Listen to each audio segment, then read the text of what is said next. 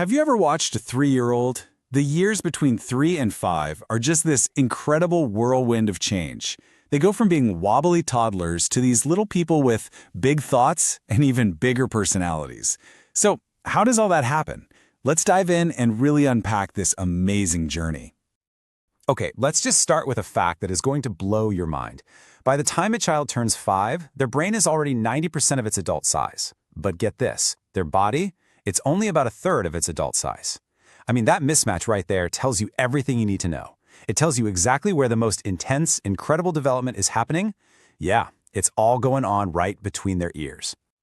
So let's kick things off with the changes you can actually see, the stuff happening in their growing bodies.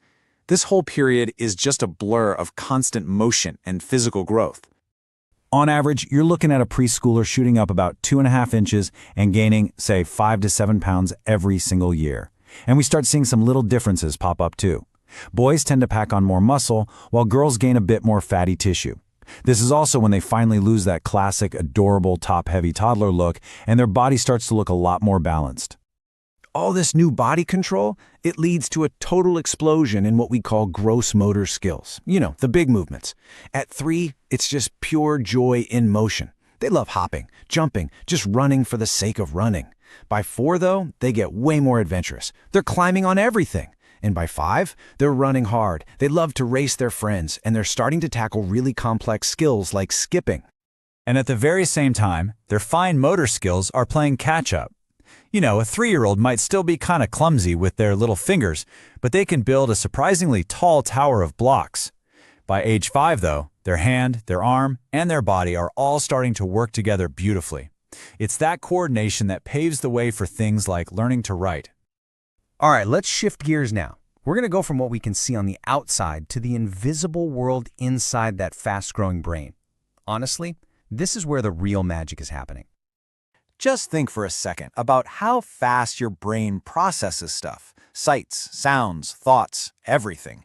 Well, for a preschooler, that entire system, all the wiring that sends those signals, it is getting a massive, supercharged upgrade. I mean, the speed and efficiency of their whole neural network is increasing at a rate that is just, well, it's astonishing. And it's all thanks to one specific biological process. and that process is called myelination. The easiest way to think about it is that the brain is basically insulating its own wiring. It's wrapping up the nerve cells, and that insulation lets information travel and get processed so much faster. This is absolutely crucial for developing skills like hand-eye coordination and, down the road, the ability to really focus and pay attention. Now, this is where it gets really interesting, right? This quote makes you stop and think. If a kid's brain is literally wiring itself for action and for speed, are we doing them any favors by asking them to sit still for hours on end? It really makes you question things because their brains are built for active, hands-on learning. So they've got this supercharged brain, but how does a preschooler actually start to think? How do they reason and build a map of their world? Well, let's look at two of the giants in this field. So you have John Piaget and Lev Vygotsky, and they had these two powerful but really different ways of looking at it. Piaget saw the child as a little scientist, exploring the world on their own, figuring things out, and moving through these clear stages of thinking. But for Vygotsky, the child was more like a little apprentice, learning everything through social interaction, with language being the #1 tool that actually shapes how they think. And a really key idea from Vygotsky is something called the zone of proximal development. It sounds complicated, but it's not. It's basically the sweet spot for learning. It's that gap between what a kid can already do by themselves and what they could do with just a little bit of help. So think about helping a kid with a puzzle they're stuck on. That little bit of guidance you give them, that's it. That's where the real teaching and learning happens. Okay, but development isn't just about bodies and brains, right? It's also about learning how to navigate this incredibly complex world of feelings, friendships, and what is truly the most important work of childhood: play.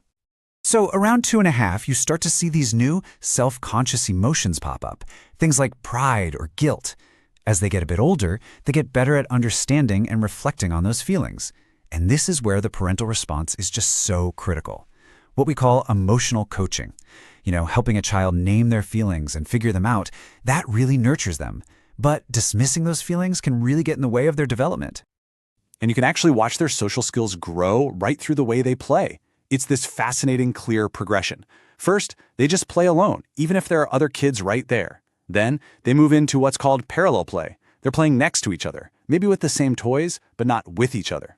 Then that turns into associative play, where they start to share stuff. And finally, they get to cooperative play, working together with shared goals and rules.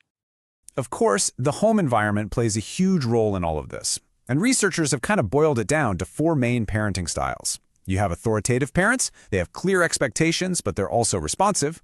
Then there's authoritarian, very strict, punishment-focused, not a lot of discussion. On the other end, you have neglectful parents who are pretty uninvolved, and indulgent parents who are super responsive but don't set many limits.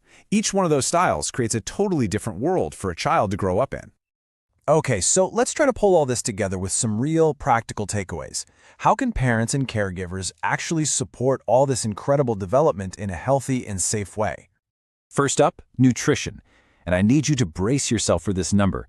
The average American child eats almost 2 pounds of sugar a week. Just let that sink in, 2 pounds. That is a staggering amount, and it has a massive impact on their health and how they develop. So, what can you do? Well, the eating habits they form now can literally last a lifetime. A few simple things can make a huge difference. Try to avoid using food as a reward or a punishment. Center family life around fun activities, not just sitting down for meals. And you gotta become a detective for hidden sugars. They're lurking in stuff like juice, cereal, even ketchup. And finally, we absolutely have to talk about safety. It's tragic, but the leading cause of death for kids in this age group is accidents. So prevention is everything. We're talking about using car seats correctly every single time, childproofing the house, making sure playgrounds are safe, and securely locking up any firearms. These aren't small things. These actions save lives. And that brings us to our last thought, which kind of loops back to the very beginning. We've seen how a preschooler's brain is literally being wired for movement, for action, for active learning. So we'll leave you with this question to chew on. If a child's brain needs that activity to grow, what should that mean for what we expect from them in our classrooms, in our homes, and just out in the world?